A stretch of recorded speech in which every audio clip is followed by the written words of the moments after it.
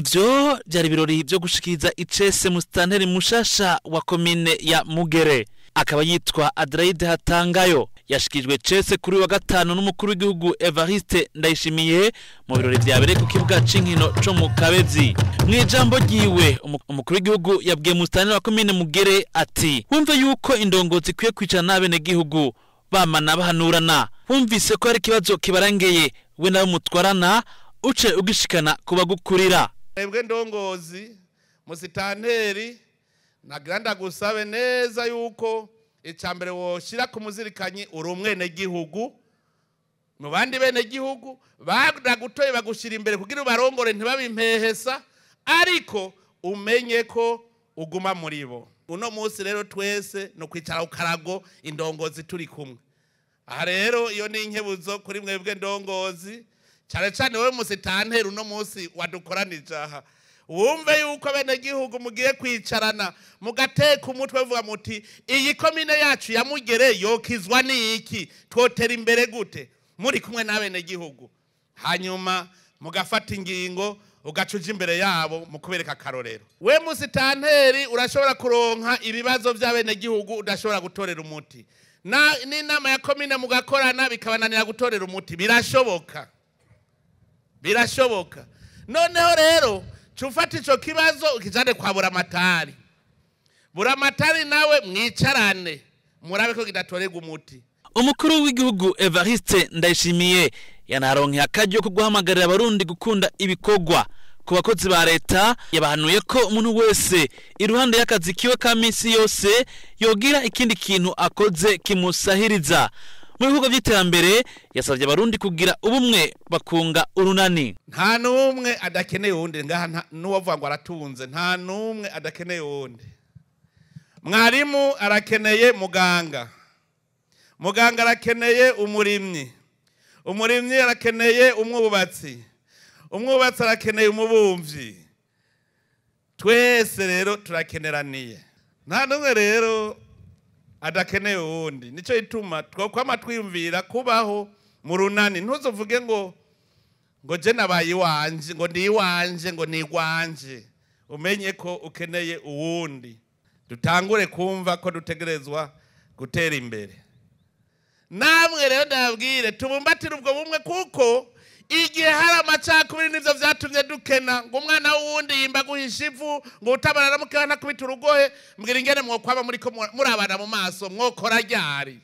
Abanyagihugu yabasabye kumvira indongozi ayo abarongoye amashirahamwe y'iterambere n'amashengero yabahamagare kwigisha bo barongoye ingene botera imbere.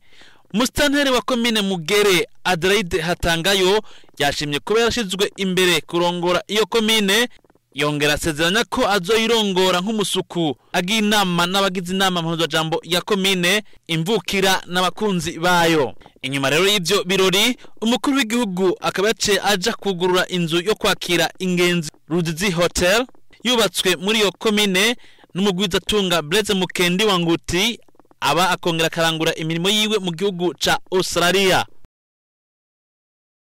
Imbere yuko umukuru w'igihugu c'u Burundi Evariste Ndayishimiye ashikiriza icese musitanteri mushasha wa komine ya Mugere, yabanje kugiranira ikiyago n'abene gihugu bo muri iyo komine. Agifata ijambo umukuru w'igihugu Evariste Ndayishimiye yagize ati: "Uyu munsi naje kugira ngo tubukanye intambwe tugeze ko tugana ca gihugu giteye imbere. Naje kandi ngo duhanurane, tukeburane, duhanahana ivyumviro." Aho rero yaciye atekerera impanuro zitandukanye abari ngaho. Ni impanuro zijanye n'inyifato ibereye yoranga abarundi muri kino gihe Uburundi bugana kubona kazoza y'iterambere. Umukuru w'igihugu Evariste Ndayishimiye yahanuye abarundi kwama bibuka iyo bavuye. Ikiri gihe rero cyo gutahura ibihe turimwo, no kubitahura kuko hari abataratahura neza aho tugeze, kuko bibagiye niyo tuvuye. Kubwanje ndabona yuko intambwe tuyigejeje kure, turavye iyo tuje tuva ngaha muri aka karere kanyu.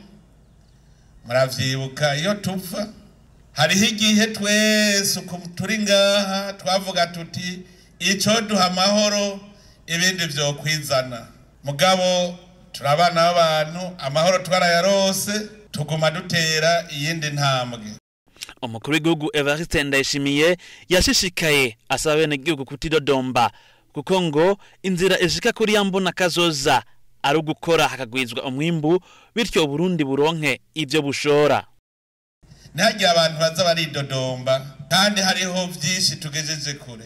Uno munsi uraza wumva bariko baridodomba ngo barakenye bakidodomba. Ubukene nta bwidodombera. Ubukene murahangana mukagwana. Erega natwebwe imbona kazoza turiko turavuga tuti Uburundi buteye imbere mu 2060 twaramaze kubucapura turabona ishusho mu 2060 ingene Burundi bwo babusa. Mugabo no munsi hariho abantu babona yuko tutazopfa dushitseyo agataka kwidodomba uyu munsi nye naho gufata urugendo rujayo kuko twaramaze kwerekana ingene tuzohashika. Kuhashika no gukora tukagwiza umwimbu hanyuma tukaronka ivyo dushora. Muri izo mpanuro rero z'umukuru w'igihugu yisunze kandi amajambo ari mu gitabo Bibiliya aho yavuze ko Imana yaremye umuntu imuha ivyankenerwa byose byo kugira ngo ahingure iyi si. Iko guca asaba umwe wese gukoresha impano Imana yamuhaye mu guterera gushika ku mbona kazoza y'igihugu.